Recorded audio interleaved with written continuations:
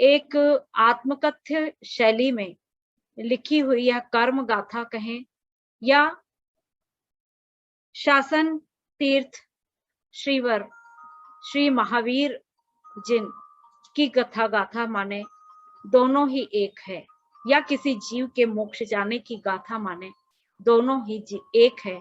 ऐसी एक आत्मकथ्य शैली की कथा मैं यहाँ पर प्रस्तुत कर रही हूँ और निवेदन कर रही हूँ कि आद्यंत आप उसे बहुत ध्यानपूर्वक सुने। किस तरह से कर्म सिद्धांत एक जीव को मोक्ष गमन में सहकारी होता है, वह कर्म सिद्धांत किस तरह से लागू होता है, इसे समझने के लिए यह आत्मकथ्य शैली में निबंध लिखा गया है।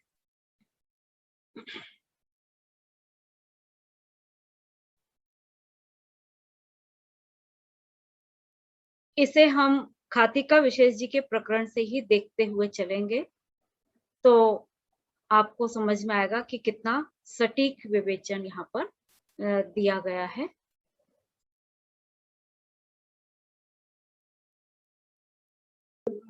श्री महावीर अपनी सेल्फी लेकर उनको भेजता है, वो तस्वीर बाद किताबी रोज में इंडिया चाहता नहीं, हम देख के तमाम बात करते उम्मीद करते हैं।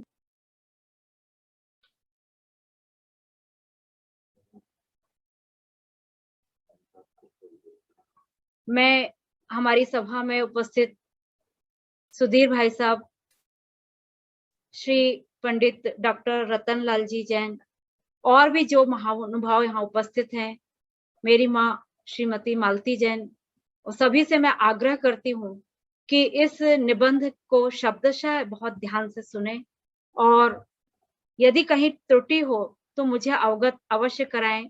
सीमा दीदी से भी आग्रह है कि आप इसे शब्दशः सुनेंगे। डॉक्टर सरिता जी, अरविंद जी और भी जो महानुभाव उपस्थित हैं, आप सभी से निवेदन है कि इस निबंध की विषय वस्तु, भाव भासना और इसमें आए शब्दों पर आप विशेष ध्यान दीजिएगा और इसकी शैली पर विचार जरूर कीजिएगा। यह निबंध प्रथमानुयोग की शैली में लिखा गया है। इसकी भाषा चरणानुयोग है। सिद्धांत का आधार कर्णानुयोग को लिया है और परीक्षण आधार द्रव्यानुयोग है। कर्म बंधन सहित अवस्था संसार है। यद्यपि बंध कथा और मोक्ष को चरितार्थ करते प्रथमानुयोग में अनेक चरित्र हैं, फिर भी मैंने जिन शासन प्रभृत श्री महावीर जी के चरित्र को इसमें विषय बनाया है। और आप देखिएगा, शीर्षक है श्री महावीर और कर्मों की हार।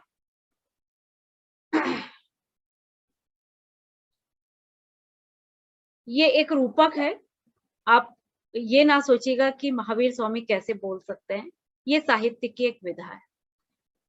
शुरू करते हैं। मैं महावीर नाम से जाना जाता हूँ। जैन शासन वीर, अतिवीर, सन्मति वीर, वर्धमान कहती है मुझे।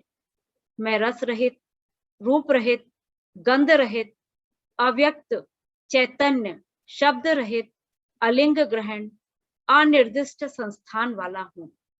मैं जीता हूँ, उपयोगमयी हूँ, अमूर्तिक, कर्ता, स्वदेह प्रमाण, भोक्ता, संसारिस्थ, सिद्ध और ऊर्ध्वगमन स्वभावी हूँ।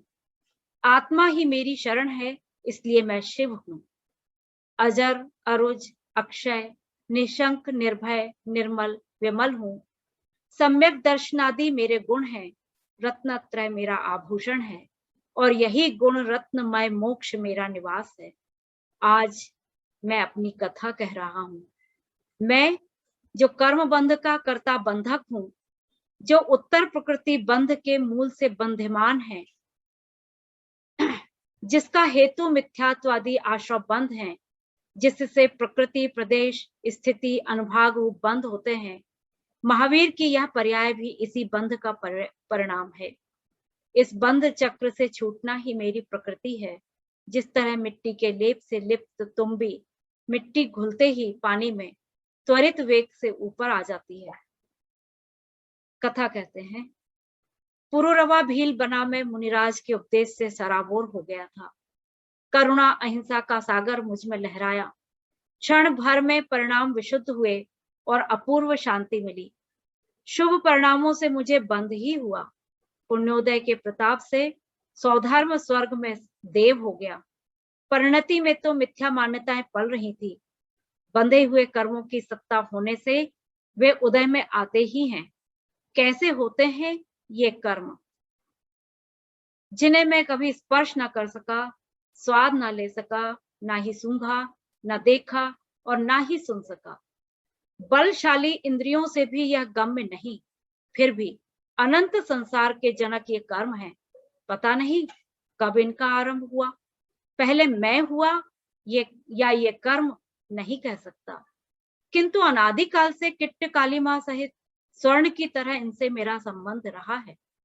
ये तो मैं आज समझ पाया हूं। मैं मोह राग द्वेष प्रणाम करता रहा और कार्माण वर्गणाएं बिना किसी देरी के मुझसे एक क्षेत्रावगाह चिपकती रही। मैंने परिणाम भी कैसे कैसे किए। मिथ्यात्व में पड़ा, अविरति प्रमादी बना रहा, कषायों को तो अपना ही बना लिया। मन वचन का ऐसा तत्पर रहा कि बंधता ही गया। आज अपनी मूल की भूल समझ में आई। उत्तम कुल, उत्तम धर्म की शरण में भी जिसे मैंने संसार सागर में खो दिया था, वह मणि आज पा ली है। मारीच बना था मैं, दादा तीर्थंकर, पिता मोक्षगामी, चाचा मोक्षगामी और मैं मिथ्यात्व मोह में बंधक। असंख्यात वर्ष बिता दिए, नहीं तो ऐसे योग में मोक्ष कैसे न होता। मेरे बांधे कर्मों का प्रकृति बंध ही ऐसा था। स्वभाव का घात करने वाले ज्ञानावरण ने मति श्रुत अवधि मनः पर्याय और केवल रूप में मेरे ज्ञान की अनंत शक्ति को मोटे पर्दे की तरह ढक दिया। चक्षु अचक्षु अवधि केवल दर्शनावरण, निद्रा निद्रा निद्रा, प्रचला प्रचला प्रचला और स्त्यान वृद्धि दर्शनावरण के निमित्त मेरी श्रद्धा ढकी रही। शहद लपेटी तलवार की तरह आकुलता में साता असाता वेदनी निमित्त रहा। मदिरा मोहनी कर्म के उदय में मैं ऐसा मदहोश हुआ कि भूल ही गया मैं कौन हूं।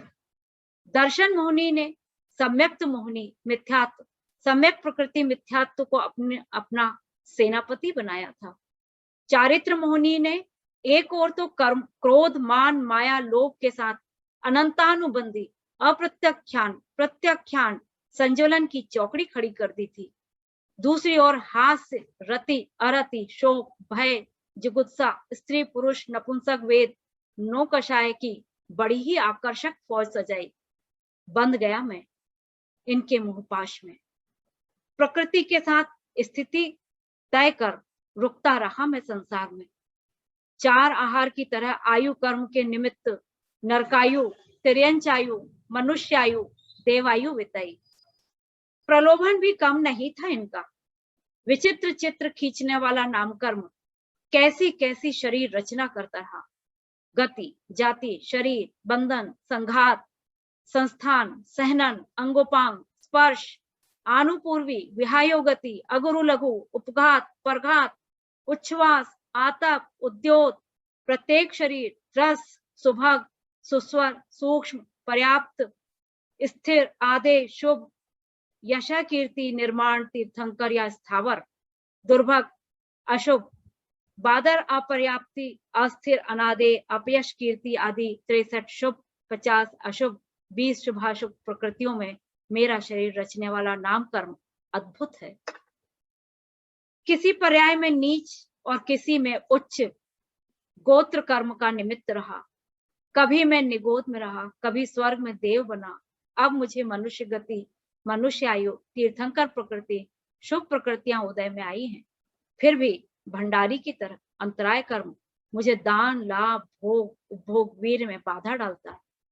मैं भी बलशाली हूं, कर्मों ने मुझे जकड़ा था। ज्ञान दर्शनावरण मोहनी अंतराय की 21-26 प्रकृतियां मेरे अनुजीवी गुणों का घात करती रही, किंतु वे मेरे गुणों का घात नहीं कर सकी। बस इसका ही मुझे बल मिला। योग्यता होनहार काललब्धि पुरुषार्थ उद्यम से ही तो कार्य सिद्ध होता है। मैंने अनेक बार सद्गुरुओं से मोक्ष का स्वरूप सुना, जाना, समझा, किंतु पुरुषार्थ नहीं किया। व्रत, उपवास, तपश्चरण किए, भावलिंगी मुनि धर्म का आचरण किया, किंतु आत्मानुभूति पूर्वक विशुद्धता का उद्यम नहीं किया। इसलिए मेरे परिणामों के अनुसार कर्म परमाणुओं की संख्या समय प्रबद्ध प्रदेश रूप एकमेक होती रही। शुभ योग से साता, अशुभ योग से असाता का वेदन करता मैं भला बुरा सुख दुख मानता रहा। इसी समय आगम गुरुवर के उपदेशों से मुझे ज्ञात हुआ कि ये परमाणु मुझसे हमेशा चिपके नहीं रहेंगे। परिणामों की तीव्रता मंदता अनुसार बंधे कर अपनी उत्कृष्ट मध्यम जघन्य स्थिति पूर्ण होने तक सत्ता में बिना फल दिए पड़े रहेंगे। जब स्थिति पूर्ण हो जाएगी तब उदयावली में आएंगे, अनुभाग शक्ति से उदय में आकर फल देंगे और चले जाएंगे। कभी कभी तो स्थिति पूर्ण होने से पहले उदयावली में कर्मों की उदीर्णा भी हो जाती है। जब मैं देव और नार की पर्याय में उत्पन्न हो रहा था, तब वेदिनी, हास्य, रति और अरति, शोक, असाता की उदीर्णा ही तो हुई थी। परंतु कर्मों के उदय रूप होने पर परिणामों को संभालना कितना आवश्यक होता है, इस पर मैंने कभी विचार ही नहीं किया। मेरु समान मिथ्यात्व पाप में रत रहकर नूतन कर्म बंद किए और पूर्वबद्ध कर्मों की स्थिति अनुभाग बढ़ने में कारण परिणाम किए बांधे हुए आयु कर्म में इसलिए उत्कर्षण होता रहा। मैंने द्रव्य लुंगी मुनि वेश धरकर भी मिथ्या मार्ग अपनाया, तीव्र कषाय पूर्वक तीव्र बंध किया। सत्ता में पड़े कर्म उत्कर्षण, अपकर्षण, संक्रमण, उदीर्णा, उपशमन से गुजरते रहे। फिर भी मैं मिथ्यात्व, अविरति, प्रमाद कषाय में रत पर्याय में सुख दुख मानकर जिन कुल धर्म धारण ना कर सका, कर्मोदय से कभी स्वर्ग कभी नरक में घूमता रहा। निधत्ती रूप दृढ़ता कर्मों ने आदर्श जीवन मिलने पर भी पाप रूप और नीच कुल मिलने पर पुण्य रूप फल भी दिए, और मैं परिणामों की संभाल ना कर परिणाम सिद्ध निगोद पर्याय प्राप्त कर घोर दुख सहता गया। भवितव्यता द्वार खोल देती है, पुरुषार्थ राह दिखाता है और उद्यम लक्ष्य तक पहुंचाता है। काल योग्यता हो तो होनहार कौन रोक सकता है। कषाय मंद होने पर विश्व नंदी बना मैं धर्म को प्राप्त हुआ। उदय और परिणामों की विचित्रता देखिए। मेरे कृशकाय उपवासे शरीर को बैल ने धक्के से गिरा दिया। पूर्वकालिक बैर से भाई ने खिल्ली उड़ाई और भड़क गया मैं। तीव्र कषाय पूर्वक अशुभ परिणाम किए निदान बंद कर लिया। सम्यक्तधारी में मैंने खो दिए रत्न। निधत्तीकरण की व्यवस्था भी न्यारी है। पूर्वोपार्जित शुभ कर्म प्रकृतियों ने मुझे त्रिपृष्ठ वासुदेव नाम दिया, अपार विभूतियां दी, किंतु व्यर्थ। आरंभ परिग्रह मोह का ऐसा जाल बुना कि मैं आत्मानुभूति तक पहुंच ही ना पाया। ऊपर से नरकों के घोर दुखों ने परिणाम संभालने में बाधा पहुंचाई। क्रूर परिणामी से होकर अनंतानुबंधी कषाय सहित रौद्र ध्यान कर पुनः नरक के असह दुख भोगे, फिर सही पर्याय में आ गया। बंधन की यह कथा कैसे मिटे। बीज से वृक्ष, वृक्ष से बीज, आखिर कब तक। समाधान भी है, जब भ्रम दूर हो जाए तब तक, निर्णय कर ले तब तक। जब एकेंद्री था, विचार करने की शक्ति नहीं थी। जब ज्ञानावरण आदि का क्षयोपशम हुआ तो निर्णय की शक्ति भी हुई। कमी थी तो उपयोग की। तत्व निर्णय में उपयोग, कषायों की मंदता, उपदेश आदि का निमित्त, आत्मानुभूति का पुरुषार्थ और स्वासंवेदन में स्थिरता का उद्यम होने पर बंध कथा का अंत हो सकता है। ऐसा ही हुआ। अमित कीर्ति, अमित प्रभ मुनिवरों के प्रतिबोधन ने मेरे सिंह की आत्मशक्तियों को प्रबल किया। मैं अवाक था, सुन रहा था। मैं क्या हूं, कौन हूं। ज्ञान लक्षण चैतन्य स्वभावी अनादि अनंत आत्मा अपने परिणामों का कर्ता बना संसार में भटक रहा है। हिंसा को पराक्रम मानने वाला मैं चैतन्य शांति के सागर में डूब गया। श्रवण और वेदन में उपयोग स्थिरता ने मेरे चैतन्य रस की परिणति को कषायों से पार ले जाकर मानो अतीन्द्रिय आनंद में निमग्न कर दिया। आंसू की धार, गुरु वंदना, भक्ति, स्वानुभूति ने परिणामों को निर्मल कर दिया। पुरुषार्थ पूर्वक मैंने दर्शन मुंह के इस उपशम काल में व्रत, नियम, संयम धारण किए, धर्म परिणति को बढ़ाया। कर्मों की शक्ति क्षीण हुई और होती चली गई। संलेखना पूर्वक धर्म ध्यान करता हुआ मरण कर स्वधर्म स्वर्ग में सिंह केतु बना। केवली भगवंतों की दिव्य ध्वनि सुनी, बहुमान पूर्वक शुद्धात्मा का श्रवण कर स्वानुभूति को प्रकट किया। फिर तो प्रत्येक भाव में मैंने सम्यक्त रत्न का ही पोषण किया।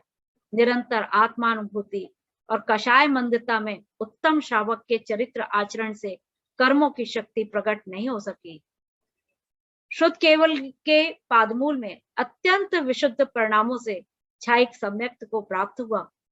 दर्शन विशुद्धि से प्रचन वत्सलत्व तक 16 मंगल भावनाओं द्वारा तीर्थंकर अघाती नाम कर्म शुभ प्रकृति का बंध हो रहा था। दूसरी ओर मोहादि घाती कर्मों की श्रृंखला टूट रही थी।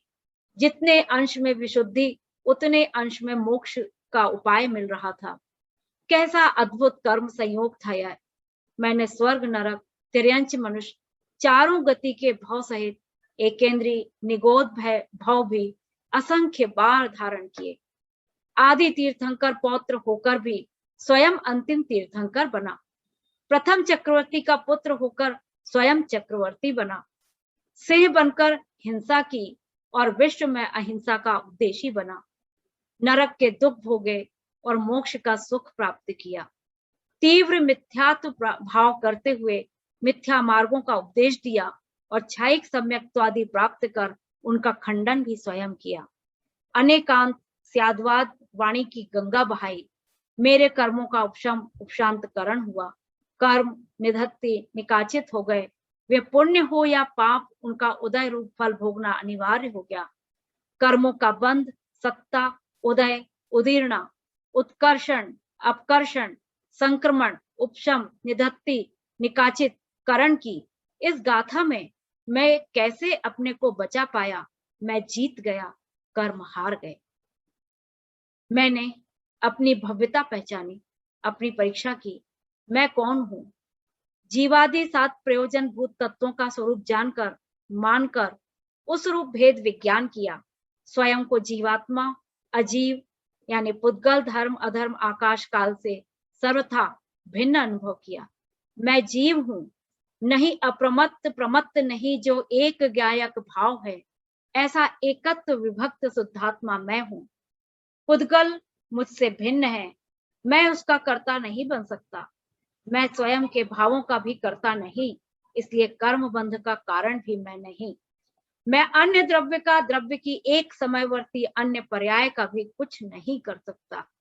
द्रव्य कर्म के उदय में भाव कर्म, भाव कर्म से द्रव्य कर्म, बंध की बेड़ी को तोड़ने के लिए भेद विज्ञान की चैतन्य छैनी मेरे पास ही है।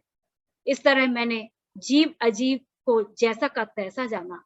आश्रव को जानकर उसे हे, बंध को पहचान कर उसे अहित माना। संवर को उपादेय, निर्जरा को हित का कारण और मोक्ष को परम हित माना।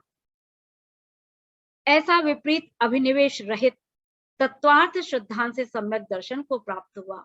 प्रतीति को दृढ़ किया तो आत्मा में उपयोग बढ़ता गया। बाहर में सहज ही अप्रमाद पूर्वक अणुव्रतों का पालन होता गया। सच तो यह है कि आत्मानुभूति की तरंगों में ऐसा डूबा कि शरीर आश्रित आचरण पर ध्यान ही न गया। विषय संयम पलते रहे, आत्म ध्यान प्रगाढ़ होता गया। 8 अंगों का सम्यक्त, 25 गुणों से शोभित सम्यक श्रद्धान, अन्यूनम अतिरिक्तम यथा तथ्यम विनाना विपरीतात निस्संदेह वेद यदा हुस्तक ज्ञान भागमिना रूप सम्यक ज्ञान में प्रकट हो गया। दर्शन वो अंधकार को दूर करता सम्यक्त सहित में राग द्वेष पूर्णा भाव करने के लिए सम्यक चारित्र को अंगीकार करता गया। बुद्धि पूर्वक गुणव्रत, शिक्षाव्रत, महाव्रत धारे, प्रतिमाएं ग्रहण की, व्रतों की भावनाएं भाता हुआ समाधि की ओर अग्रसर हुआ। द्रव्य दृष्टि से सामान्य अभेद नित्य एक भगवान आत्मा को आगम के सेवन, मुक्ति का युक्ति का अवलंबन, परंपरा गुरु के उपदेश से स्वरूप संवेदन स्वसंवेदन कर में इस मार्ग में आगे बढ़ा हूं। मैंने कर्म सापेक्ष अनेक पर्याय प्राप्त की। मोह और योग के निमित्त से मेरे श्रद्धा चारित्र गुण की विभिन्न अवस्थाओं को 14 गुण स्थानों में खोजा जा सकता है। इनमें भी जब मैं 12वें गुण स्थान में पहुंचा तो नियम से अपने स्वरूप में गुणस्थानातीत सिद्ध होना निश्चित हो गया, किंतु 11वें गुण स्थान तक परिणाम बिगड़ने का भय रखते हुए सावधानी पूर्वक संभाल का उपाय तो होना ही था। जब तक परिणामों की संभाल है तब तक योग है। 4 घातिया कर्मों के क्षय होते ही 9 केवल ज्ञान लब्धि उत्पन्न हुई। मोह कर्म तो 10वें गुण स्थान में ही छोड़ गया। अब घाती कर्म के छूटने से कर्म असहाय हो गए। श्रद्धा चारित्र गुण पूर्णतः निर्मल हो गए। यथाख्यात चारित्र प्रकट हो गया।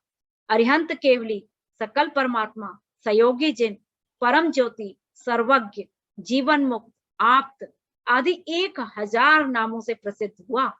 मेरी यह अवस्था मनुष्य आयु के अंत पर्यंत रही। यह मेरा 5वां कल्याणक था। 12 आयोजन प्रमाण देवकृत समशरण की रचना हुई। 18 महाभाषा 700 लघु भाषा में दिव्य ध्वनि खेली, किंतु मैं तो आत्म चैतन्य ज्ञान लोक में चैतन्य चमत्कार में दत्त चित्त रहा। परमावगाढ़ सम्यक्त में डूबा था मैं। आत्मा के सर्व प्रदेश स्थिर हो गए। बंधक बनाने वाले घाती कर्मों में ज्ञानावरण की 5, दर्शनावरण की 9, मोहनी की 28 और अंतराय की 5 तथा अघाती कर्मों में भी 3, आयु कर्म नाम कर्म की 13 ऐसी 63 प्रकृतियां मुझे मुक्त कर चुकी थी। संपूर्ण शील के ऐश्वर्य से संपन्न, सर्व आश्रव निरोधक, कर्म बंध रहित, योग रहित, वीतराग सर्वज्ञ दशा मुझे अयोगी चिन्ह सकल परमात्मा बना रही है। अभी भी 4 अघाती कर्मों की 85 कड़ियां शेष हैं, किंतु अब और नहीं है। बस आ ई उ री लो हो गया ऊर्ध्वगमन। हार गए 8 कर्म। मैं गुणस्थानातीत हो गया हूँ। व्यवहार अतीत, परम शुद्ध, कार्य परमात्मा, लोकाग्रवासी, संसारातीत, निरंजन, निराकार, निष्काम, निष्कर्म, परम सुखी, ज्ञानाकार, ज्ञान शरीर, चिर शाश्वत अशरीरी मैं। अब कभी भी कर्मपाश मुझे नहीं बांध सकेंगे, क्योंकि ईशत प्रागभार पृथ्वी के मध्य रजतमय दिव्य सुंदर मोक्ष शिला में मेरे आत्म प्रदेश चिर स्थिर हो गए हैं। पर्यायों को उत्पाद व्यय कर मैं ध्रुव हो गया हूं। जैन शासन में कर्म बंध कथा से निसृत ये सिद्धांत कहता है, जिन भव्य जीवों ने द्रव्यान योग के अनुसार निज ज्ञायक आत्मा का आश्रय लिया है, उनके ही कर्णान योग के अनुसार कर्मों के उपशम आदि होते हैं। उनका ही बाह्य जीवन चरणान योग के अनुसार सदाचारमय हो जाता है, और वे ही प्रथमान योग के अनुसार महापुरुष कहलाते हैं। न कर्म हंति जीवस्य न जीवः कर्मणो गुणान वध्य घातक भावोस्ति नान्योन्यम जीव कर्मणो। वस्तु स्वातंत्र तो यही है, यही है, यही है। जय जिनेन्द्र।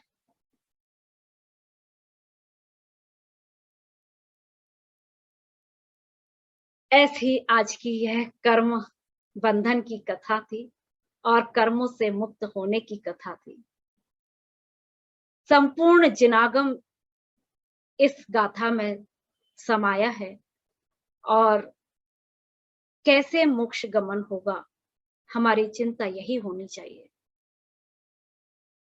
जो बीत गया है उसे विसार दें, वर्तमान को देखें, अपने भावों की संभाल करें। यदि किंचित कषाय परिणाम हो गए हैं, प्रायश्चित करें। दोबारा ऐसे परिणाम ना हो, ऐसा प्रबंध करें। ये कर्मों की श्रृंखला कैसे टूट रही है, इस पर हमें ध्यान देना है। ऐसा नहीं कि फिर से हम इन कर्मों को बांधते जाएं। पहले यदि हमने नरम कर्म बांधे तो अब हम जघन्य कर्म बांध लें, उत्कृष्ट कर्म बांध लें, ऐसी कोशिश नहीं होनी चाहिए। कर्मों का अभाव करना जिन शासन की परंपरा है, राग आदि के भाव छोड़ना जिन शासन की परंपरा है, हमारा जो तारण पंथ है, इसमें गुरुदेव तारण स्वामी ने निश्चय नय की प्रधानता से ऐसे ही निश्चय परिणाम करने का उपदेश दिया है। छोटी मोटी राग द्वेष जनित बातें जो अन्य व्यवस्थाओं से संबंधित हैं, उनकी तरफ हमारी निगाह नहीं जानी चाहिए। यदि वो कार्य हो भी गया है तो अंतरंग से हमें प्रायश्चित लेना चाहिए और ऐसा उद्योग करना चाहिए कि भविष्य में इस तरह की कोई भी बात ना हो जिससे किसी भी तरह के कषाय परिणाम हो, कोई भाव बंद हो या कर्मों का बंद हो। ऐसी एक किंचित यहाँ पर व्याख्या कर्म सिद्धांत के आधार पर प्रथमान योग और द्रव्यान योग को घटाकर की है। हो सकता है कि कहीं कुछ त्रुटि रह गई हो, तो मैं विद्वत जनों से आग्रह करती हूँ कि वे मेरी इस त्रुटि को दूर करने का प्रयास करें। कृपया मालती जी से आग्रह करूंगी।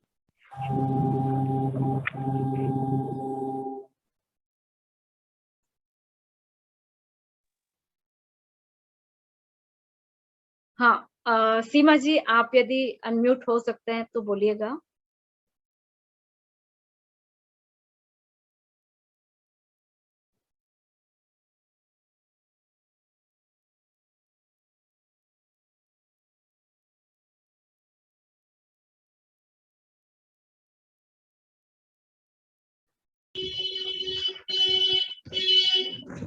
जय जिनेन्द्र दीदी, मतलब आपने बहुत ही अच्छा निबंध लिखा है। कोई भी ऐसा कर्म नहीं है जिसका यहाँ पर वर्णन ना किया हो। नाम कर्म से लेकर मतलब सारी प्रकृतियों को भी लिया, उनकी आपने बहुत अच्छा वर्णन किया। और सुधीर भैया बताएंगे और इसको तो अच्छे से एक्सप्लेन करेंगे भैया।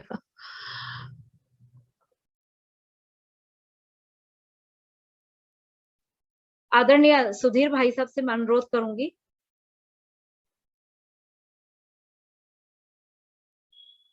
हाँ, बोलिएगा। आपने बहुत सुंदर महावीर का एक प्रथमान योग के अनुसार का है चरित्र का वर्णन आपने लिखा आत्मकथ्य के रूप में। निश्चित रूप से महावीर ने कर्मों को हराकर आज सिद्ध शिला में प्रतिष्ठित है और किस विधि से ने मारिच से महावीर तक की यात्रा पूरी की, इस बात को निबंध में आपने बहुत सुंदर रीति से प्रस्तुत किया। कौन कौन सी विभिन्न पर्याय रही, कौन कौन से कर्मों ने उनको रोका और अपने ही भूल के कारण वह प्रथम तीर्थंकर के काल से 23 तीर्थंकर के काल तक संसार परिभ्रमण में भटकते रहे। और जब अवसर आया तो समूह शरण में सुलटने का अवसर नहीं मिला। अवसर तो मिला परंतु उसका उपयोग नहीं किया। और जब काललब्धि आई तो उस समय शेर की पर्याय में आकाश से निमित्त उनको उतर कर आ गए और होनहार थी, जीप पलट गया और वहां से महावीर की यात्रा प्रारंभ हो गई। कर्मों को हराना उन्होंने वहां से प्रारंभ कर दिया। सम्यक दर्शन होते ही 7 प्रकृतियों का अभाव हो गया और धीरे धीरे क्रमशः वह यात्रा बढ़ते हुए उसके बाद भी उनको 10 भाव लगे। उन 10 भावों में वह विभिन्न संसार परिभ्रमण में गतियों में आना जाना चलता रहा। पर उन्होंने जैसे ही महावीर की यात्रा प्रारंभ की शेर की पर्याय से, तो उस शेर की पर्याय में महावीर की जो यात्रा उन्होंने प्रारंभ की उसमें क्रमशः वह कर्मों को हराते गए और स्वभाव जीतता गया। वह स्वभाव की जीत का फल ही अनंत दशा है। 11वें गुण स्थान तक आपने बताया कि जैसा गिरने का अवसर था तो उस गिरने के अवसर तक वह संभलते रहे और 12वां गुण स्थान हुआ तो अब संसार में पुनः वापस आना नहीं, नीचे गिरना नहीं। तो 13वां गुण स्थान उन्होंने सिद्ध अरहंत अवस्था का प्राप्त किया और गुण स्थानातीत दशा के लिए 5 अक्षरों के प्रमाण जिनकी स्थिति है, उन अक्षरों के प्रमाण वह उन शेष अघातीय कर्मों को भी अभाव करके और सिद्ध दशा को प्राप्त हो गए। और जैसा कि अपन जानते सिद्ध अशरीरी है, उनका पुनः कोई भाव होना नहीं।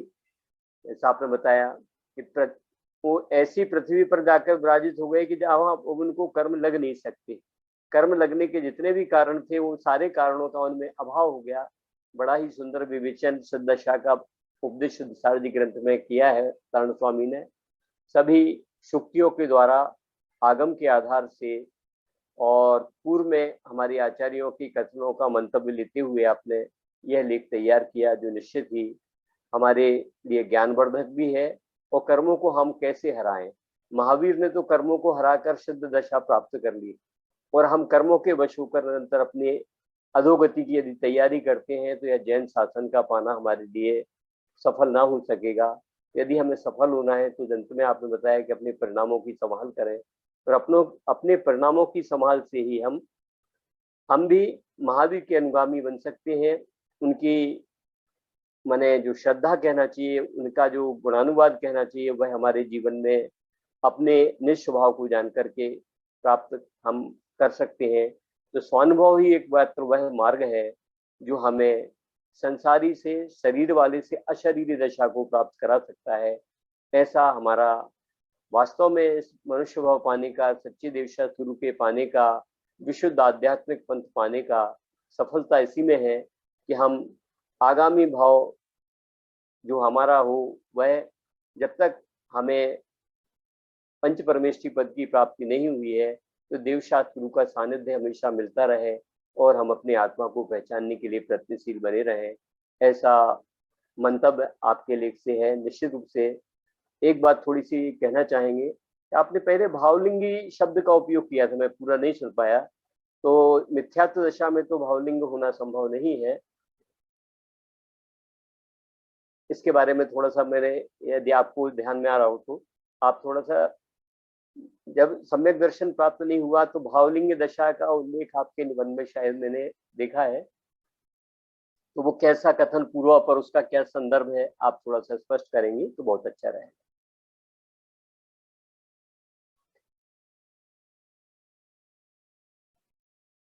जी, मैं इसको देखकर आपसे बात करूंगी।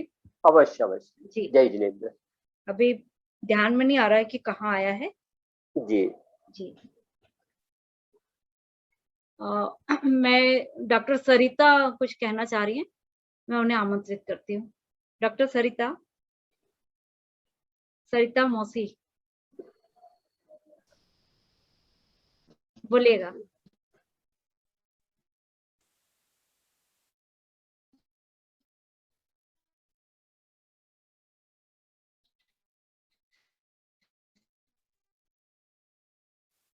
जय जिनेन्द्र सर, सभी को जय जिनेन्द्र। आवाज आ रही है मेरी? आवाज आ रही है? आवाज आ रही है? हाँ आ रही हेलो? है, हाँ आ रही है, बोलिए। आज का जो कर्मों की हार महावीर कैसे बने, बहुत ही भावपूर्ण शैली में लिखी गई, आत्मकथ्यात्मक शैली में लिखा हुआ डॉक्टर मनीषा जैन का निबंध है। और उसे सुनकर वास्तव में एक भाव जागृत हुआ कि हर व्यक्ति के जो एक साधारण मन, महावीर भी एक साधारण ही थे, साधारण जीव ही था जो कितने भावों से गुजरता हुआ फिर महावीर बना। तो हम लोग भी तो साधारण से असाधारण हो सकते हैं, इसकी भाववासना हुई। और जो कर्मों की विवेचना थी वो संपूर्ण, जब अभी तक हम जो सुन रहे थे उनको कि किस तरह से कर्मों का क्षय होता गया और अंत में महावीर बने। बहुत ही अच्छा विवेचन, बहुत ही सुंदर, और जो उन्होंने निबंध शैली में उसे लिखा वाकई में सराहनीय है। और मैं एक बात कहना चाहूंगी, शायद इससे हम और मनीषा जैन बताएंगी कि इसे कौन से निबंध के अतिरिक्त और कौन से विधा में रख सकते। मेरे को लगता है कि इसमें काव्यात्मक भी है, बहुत गद्य तो है, तो इसे थोड़ी दूसरी विधा भी निबंध के अतिरिक्त में अपन दे सकते हैं। और बहुत ही अच्छा, भावपूर्ण, और भाषा भी बिल्कुल सधी हुई रही, शैली भी इसमें हम आत्मकथात्मक शैली है तो भावपरक है ना? विवेचनात्मक है, सभी कुछ आ गया उसमें। बहुत अच्छा है। मनीषा जैन जी का प्रयास शायद उनके पास और भी बहुत कुछ ऐसा साहित्यिक रूप में संग्रह होगा, वो मेरी उनकी अपेक्षा है।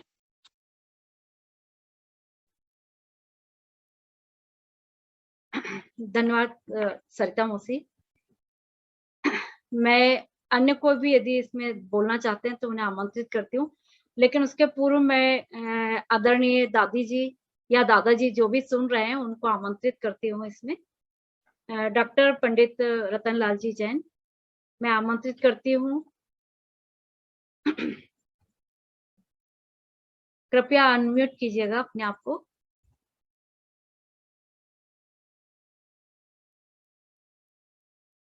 शायद मेरी आवाज उन तक नहीं पहुंच रही है, तो मैं मालती जी को विशेष रूप से इसमें आमंत्रित करूंगी। हेलो। हाँ जी, हाँ बोलिएगा दादाजी जी, बेटा बोलिए।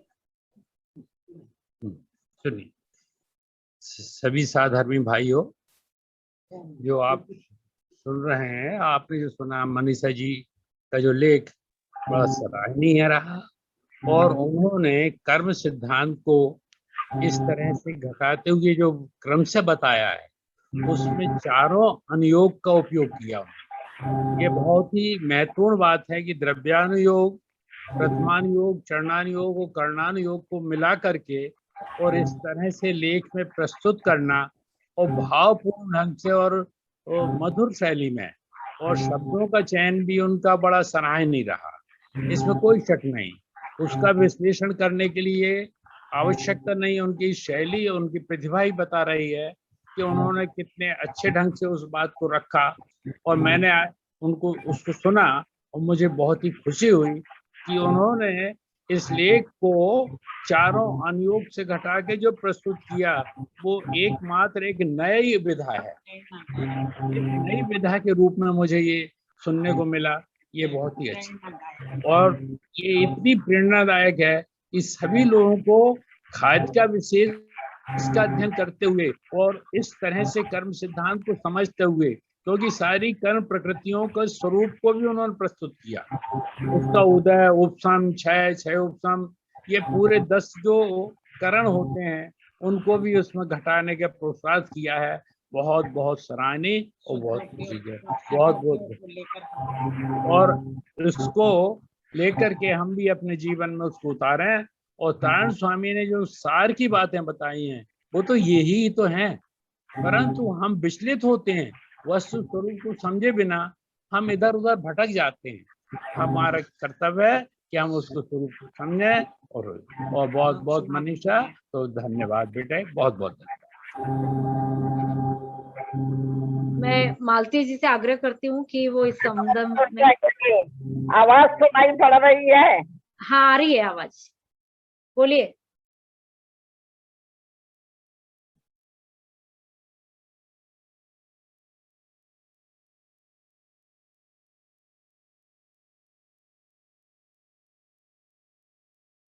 माइक माइक खोल लीजिए।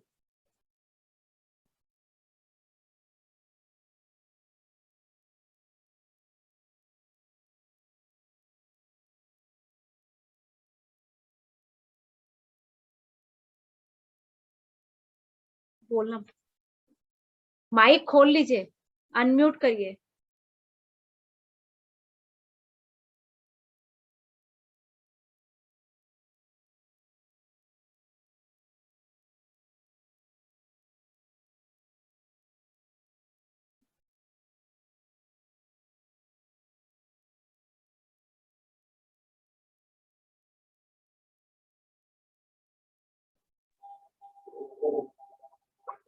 बोलिएगा।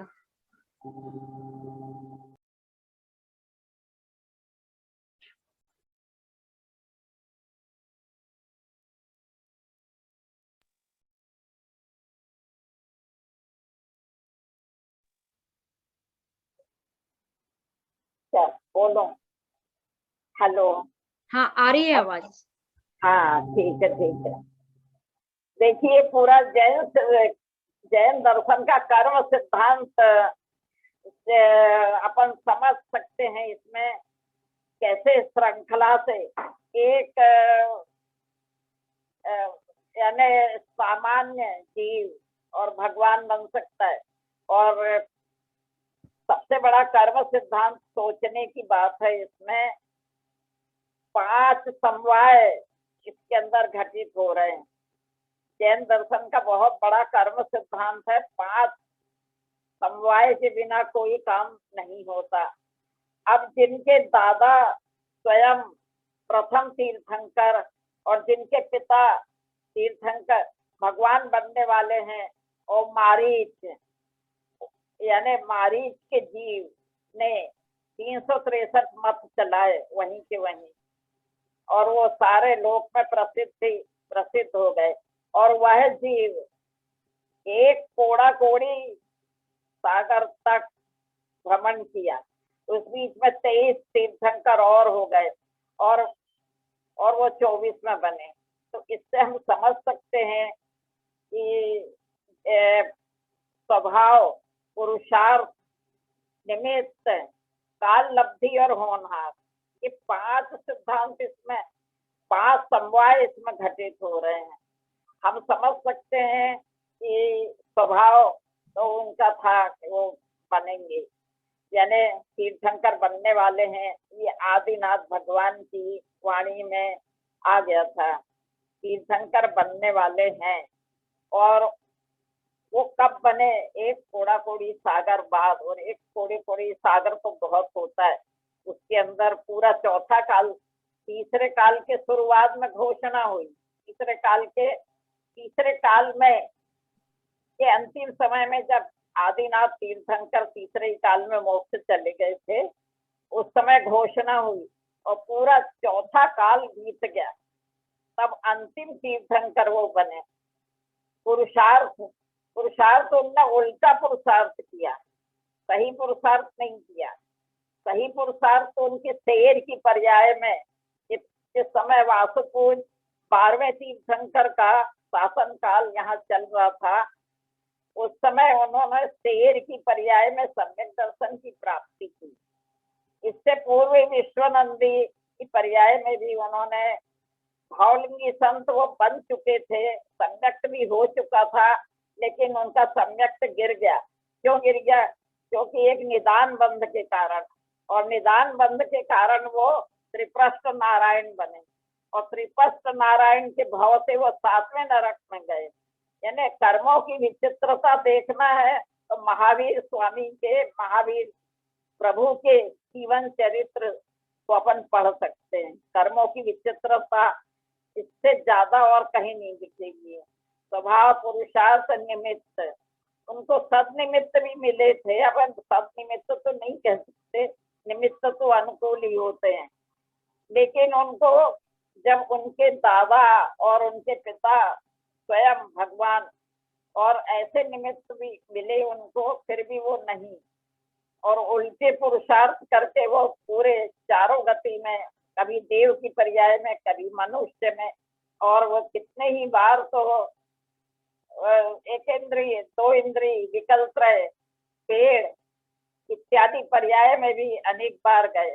अब जब शेर की पर्याय से उनको सम्यक्त की प्राप्ति हुई, तब उनका जो क्षुद्र भाव जो थे वो छूट गए।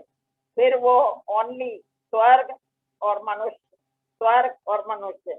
अब तीसरे भाव, पहले उनको नंद राजा की पर्याय में उनको तीर्थंकर प्रकृति का बंध हुआ। प्रोष्टिल मुनिराज ने उनको संबोधा, और वहां बैठ के 16 कारण उनके पादमूल में बैठ के, प्रोष्टिल श्रुत केवली के पादमूल में बैठ के उन्होंने 16 कारण प्रकृति, 16 कारण भावनाओं का चिंतन किया, और उनको तीर्थंकर प्रकृति का बंध हुआ। यानी उनकी काल लब्धि पक गई। शेर की पर्याय में थे तो काल लब्धि पक गई। अब वो तीसरे भाव पूर्व, महावीर के तीसरे भाव पूर्व उनको तीर्थंकर प्रकृति का बंध हुआ, और वहां से वो तीसरे भाव में तीर्थंकर बने। यानी कर्मों की श्रृंखला का इससे अद्भुत दूसरा उदाहरण तो कहीं नहीं मिलेगा। तो पास होनहारी ऐसी थी, अपन कह सकते हैं होनहारी ऐसी थी, काल लब्धि उनकी उस समय पटी। इस तरह 5 सिद्धांत के ऊपर जो 5 समवाय जो हैं, जब तक नहीं मिलते तब तक कोई भी कार्य नहीं होता।